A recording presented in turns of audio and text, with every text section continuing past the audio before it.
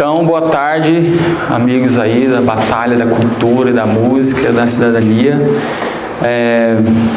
Vou falar um pouco sobre o marketing da música, dá mais um clique aí, sobre estratégias, algumas estratégias de marketing para música, projetos e tal.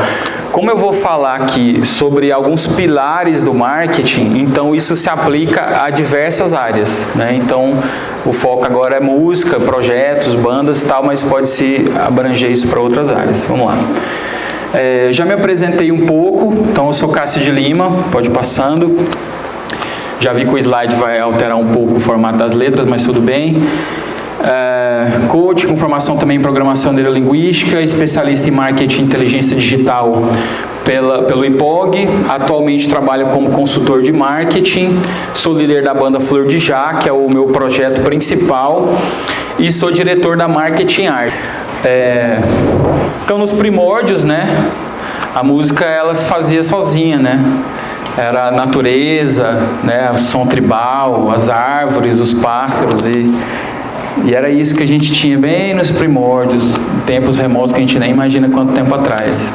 Mas a coisa foi evoluindo, chegou o momento que a música já passou a ser escrita, né, para executar, para alguém ouvir música, houve o tempo que alguém tinha que tocar.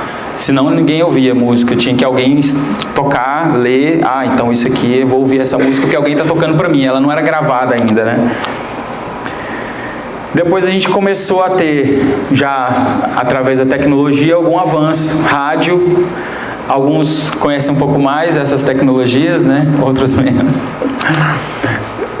Depois teve o vinil, né? Aí eu coloquei ali até uma homenagem ao Kid Vinil. O Kid Vinil morreu, mas o vinil não morreu, né? Diz a lenda que o vinil não morreu.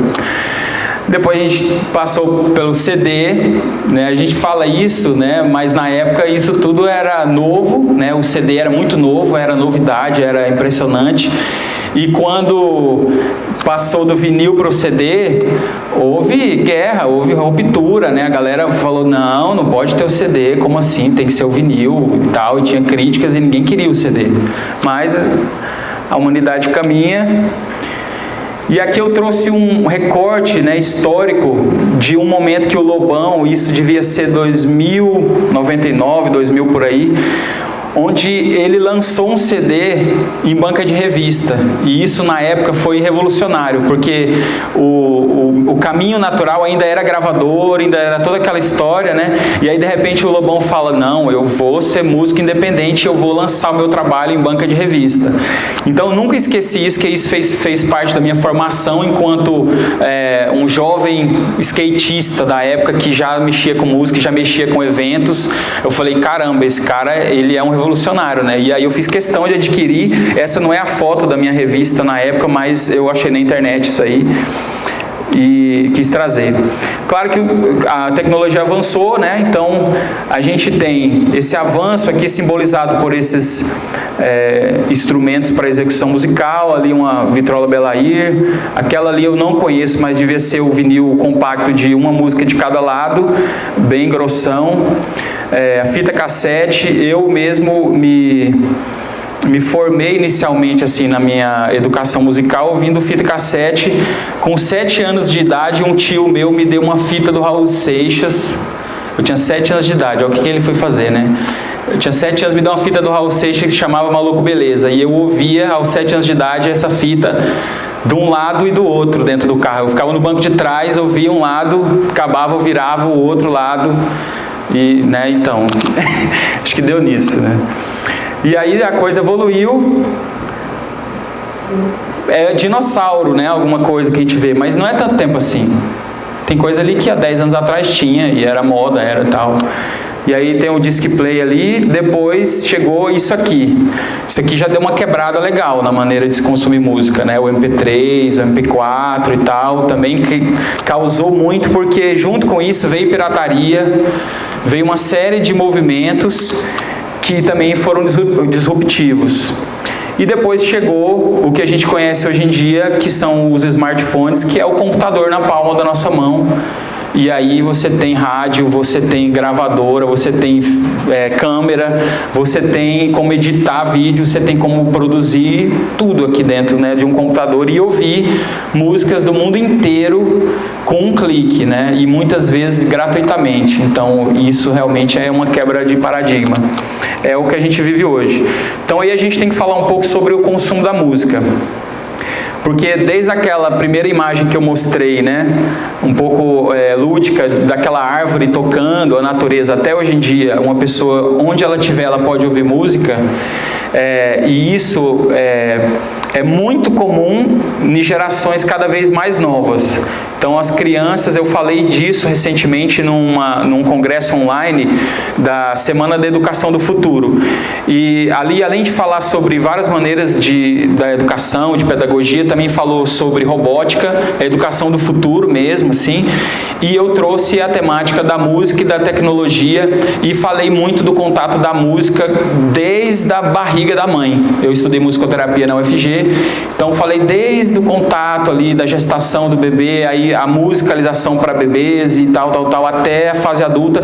E aí a gente tem esse cenário do jovem que hoje em dia consome música como nunca, né, antes, e música de, assim, pelo menos tem a possibilidade de se ouvir música de ótima qualidade e do mundo inteiro, né? Pena que nem todos os jovens, nem todos os adultos, nem toda a população dos países tem essa busca por música boa, né? A gente fala música boa, música ruim, mas quem é da música sabe que existe música com mais qualidade de execução, técnica, de aperfeiçoamento, harmonia, e tem música que eu chamo até de entretenimento, né? Tem umas coisas que talvez eu nem considerasse de forma particular música, porque parece muito mais uma pornofonia do que música, mas é mercado, é entretenimento. E os jovens e as pessoas têm acesso a isso hoje em dia, através da internet.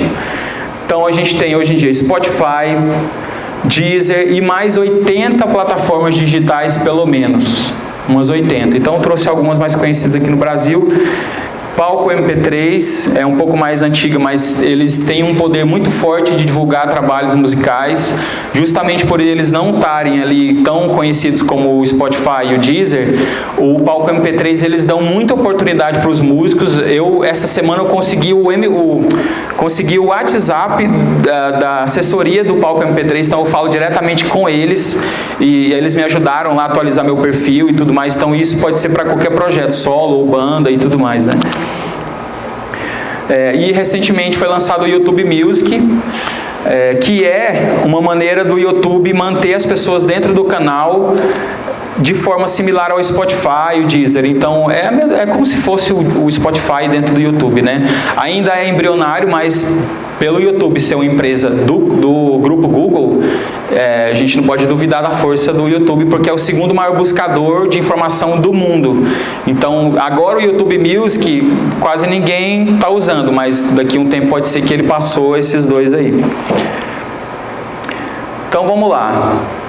Ali em cima está escrito tecnologia e produção. Então, devido a esse avanço tecnológico, a gente tem hoje em dia, os músicos aqui devem conhecer, programas de produção e edição musical, que você com um computador igual a esse, você produz um CD inteiro, você grava uma banda, você grava vários canais e edita ali. Eu coloquei o Pro Tools e o Cubase, mas tem o Sonar, tem o Reason.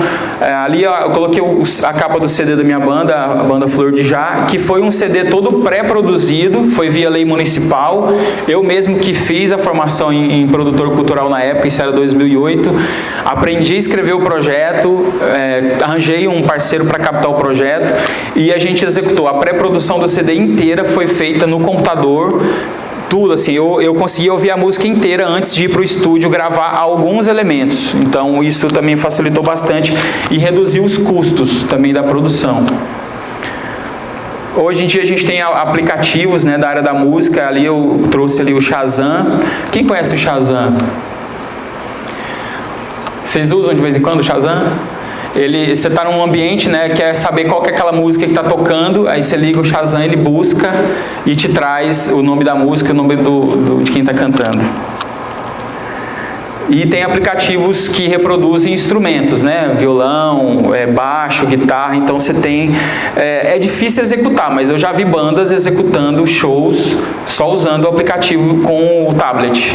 Bandas assim, fazendo show de verdade, mas é difícil até para um músico que toca muito bem. Quando ele vai para um tablet, ele tem uma limitação bem boa, né? Tá, e aí nesse meio, né, como se diferenciar, né? Por quê? Hoje em dia todo mundo tem um celular na mão, mais de um na verdade, tem muito mais celular do que ser humano na Terra, né? Então, e todo mundo pode ter um canal no YouTube, e todo mundo pode fazer vídeo, e todo mundo tem acesso a praticamente as mesmas coisas. Então, como se diferenciar? E aí é onde algumas estratégias de marketing... Ali eu fiz questão de trazer aquela foto ali, que é mais ou menos o que a gente tem aqui no cenário do sertanejo aqui em Goiânia. Tipo, tem muito sertanejo, muita dupla. Eu moro na rua da Rádio Sucesso FM. É um grupo grande, né, de rádio, e tem muito artista sertanejo. Já trabalhei lá, inclusive, como produtor, redator da rádio. E é impressionante, assim, muita gente quer ser artista sertanejo, quer montar uma dupla, pensando que vai ser mais fácil, só que quem conhece um pouco desses bastidores, não é bem assim, porque eu já vi duplas que tinham um empresário grande com assim, dinheiro mesmo para investir bastante e ainda com uma rádio de apoio, e mesmo assim a coisa não foi, né? Então assim, não é porque é um ritmo, um estilo que está na moda e vai ser fácil, nem sempre é assim. Então, mas em Goiânia é mais ou menos isso, né? O povo fala que se balança a árvore cai dupla e tal. Eu não tenho nada contra o sertanejo universitário. Eu só espero que eles se formem logo, deixando de ser universitários e tal, né? E aí, como ser notado, né? Desse cenário. Às vezes a pessoa vai cantar, né? Fazendo um malabarismo diferente para chamar atenção, ou, sei lá, vai fazer uma apresentação usando umas brocas ali, uns negócios, um visual mais style, né? Ou vai fazer uma roupinha tchananã, uma linguinha de fora, não sei o que você quer inventar para ser notado, né? Ou pode montar uma banda de super-heróis, às vezes é uma, né? Mas não, gente, tem coisas mais fáceis, vamos lá. Vou simplificar aqui 9 passos que a gente pode aplicar de estratégia de marketing para a música. Primeiro passo, agora é a hora boa de anotar, né? Primeiro passo é ter um propósito, um objetivo claro do que você quer fazer, de onde você quer que aquele projeto chegue. E quando eu falo de propósito, tem a ver com o que a gente ouviu hoje pela manhã, que é o que motiva cada um, o coração, a vontade de ajudar o próximo. Então é assim, o legado que o artista quer trazer, quer deixar para o mundo, o legado que aquela banda traz, o legado que aquele projeto traz, as histórias que aquele projeto pode mudar. Então isso aqui, quanto mais claro tiver, melhor. Então esse é o propósito. E isso aqui é muito importante, porque sem isso aqui, está sujeito o projeto se perder ao longo do caminho devido às dificuldades, devido ao cansaço, que tem hora que a gente trabalha, eu estou nesse ramo de produção artística, tem mais de 18 anos. Eu confesso que teve momentos que eu desisti, né? Teve momentos que eu fiquei 1 ano sem ouvir música, sem compor nada, porque tem hora que está sujeito a gente se cansar e decepcionar, e aí a vida, o mercado nem sempre é justo com quem está ali naquela batalha na lida, né? Mas se tiver o propósito e tiver uma vontade de deixar um legado, a gente encontra força para continuar. Então, segundo passo, pesquise e estude sobre o mercado que você está atuando.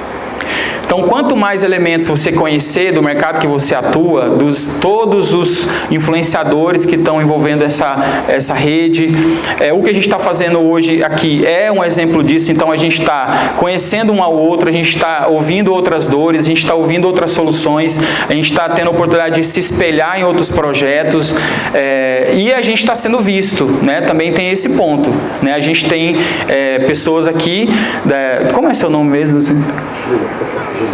José Schiller e a Maia, né? A Maia, ela também ouviu, né? E o José ouviu nossas histórias. Então a gente começa a fazer parte do radar deles. né? A Flávia também às vezes não conhecia algum de vocês, então a gente começa a fazer parte do radar deles. E eles também passam a estar no nosso radar. E vocês, né, entre nós, a gente começa a ter uma lembrança. Eu sei que tem lá em Aparecida, tem o Francinaldo ali, né? E assim vai, a gente começa a ter esse campo de pesquisa. Mas também pesquisar as dificuldades, pesquisar o que a gente tem a nosso favor. Depois, planejar. Planeje. Aí entra aqui nesse planeje, se for para escrever o projeto, né? A gente planejar às vezes aprender a fazer o projeto, fazer o projeto. Como eu estou falando aqui de marketing digital, que é uma coisa que hoje em dia pode facilitar muito a divulgação de qualquer projeto, de qualquer negócio, você tem que se preocupar em incluir na sua planilha o investimento em marketing digital. Você tem que se preocupar em incluir na sua planilha a criação de um site. Existem sites gratuitos, mas você vai precisar de alguém para ir lá fazer ele não vai aparecer de uma vez.